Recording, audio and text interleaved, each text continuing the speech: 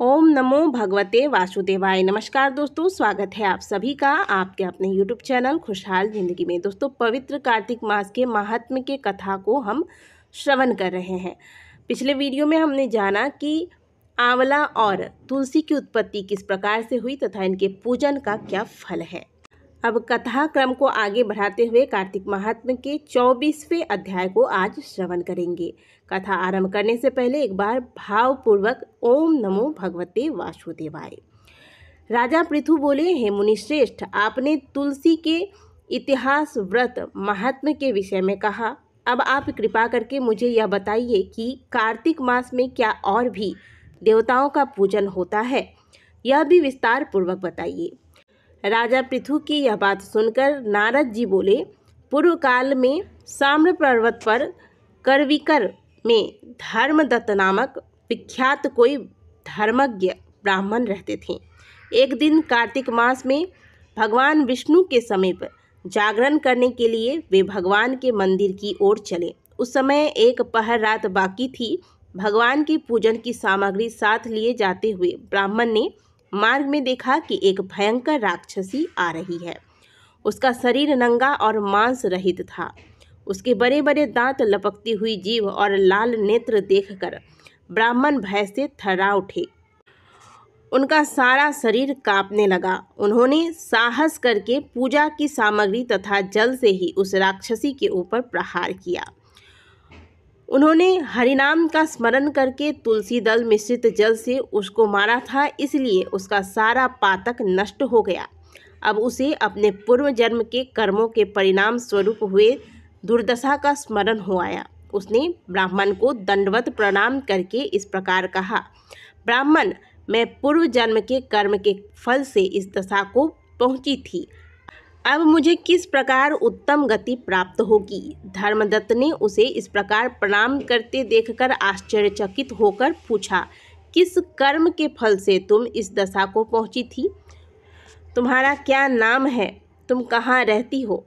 और आचार व्यवहार कैसा है? ये सारी बातें मुझे बताओ। उस राक्षसी का नाम कलहा था। कलहा बोली, ब्राह्मण, मेरे पूर्व जन्म की बात है। सौराष्ट्र नगर में भिक्षु नामक एक ब्राह्मण रहते थे। मैं उनकी पत्नी थी। मेरा नाम कलहा था और मैं बड़े क्रूर स्वभाव की स्त्री थी। मैंने वचन से भी कभी अपने पति का भला नहीं किया।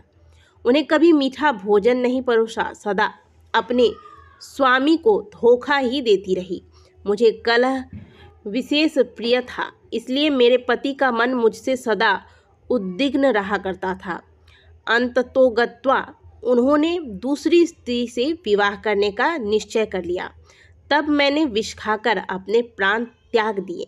फिर यमराज के दूत आए और मुझे बांधकर पीटते हुए यमलोक में ले गए। वहाँ यमराज ने मुझे देखकर चित्रगुप्त से पूछा, चित्रगुप्त, देखो तो सही, इसने कौन से कर्म किए हैं। जैसा इसका कर्म हो उसके अनुसार यह शुभ या अशुभ फल प्राप्त करेगी। चित्रगुप्त ने कहा, इसका किया हुआ कोई भी शुभ कर्म नहीं है। यह स्वयं मिठाइयाँ उड़ाती थी और अपने स्वामी को उसमें से कुछ भी नहीं देती थी। इसने सदा अपने स्वामी से द्वेष किया है, इसलिए यह चमगादुरी होकर रहे तथा सदा कलह में ही इसकी प्रवृत्ति रही है। इसलिए यह विष्ठा भोजी सुकरी के योनि में रहे। जिस बर्तन में भोजन बनाया जाता है उसी में यह सदा अकेली खाया करती थी। अतः इसके दोष से यह अपनी संतान का भान करने वाली बिल्ली हो।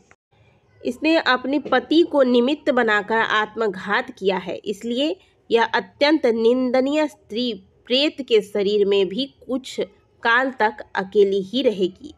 इसे यमदूतों द्वारा निर्जल प्रदेश में भेज देना चाहिए। वहाँ दीर्घ काल तक यह प्रेत के शरीर में निवास करे। इसके बाद यह पापिनी शेष 3 योनि का भी उपभोग करेगी।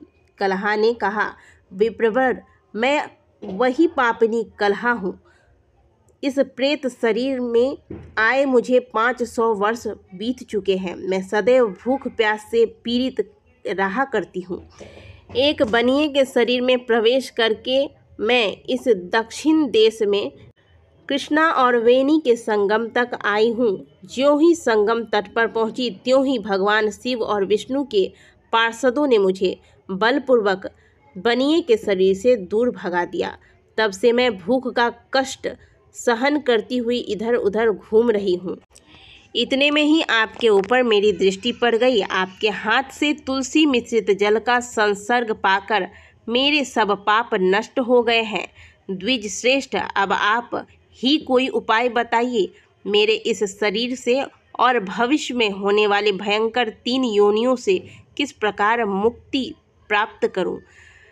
कलह का यह वचन सुनकर धर्मदत्त उसके पिछले कर्मों और वर्तमान अवस्था को देखकर बहुत दुखी हुआ। फिर उसने बहुत सोच विचार करने के बाद कहा, धर्मदत्त जी के कथन की कथा का वर्णन 25वें अध्याय में किया गया है, अर्थात 24वां अध्याय यहाँ पूर्ण हुआ।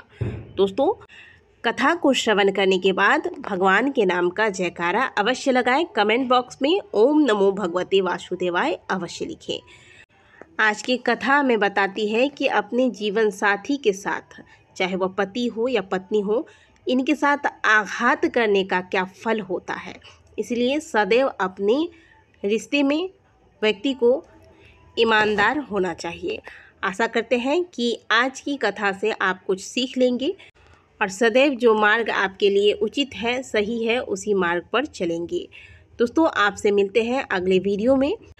तब तक के लिए ओम नमो भगवते वासुदेवाय। हर हर महादेव।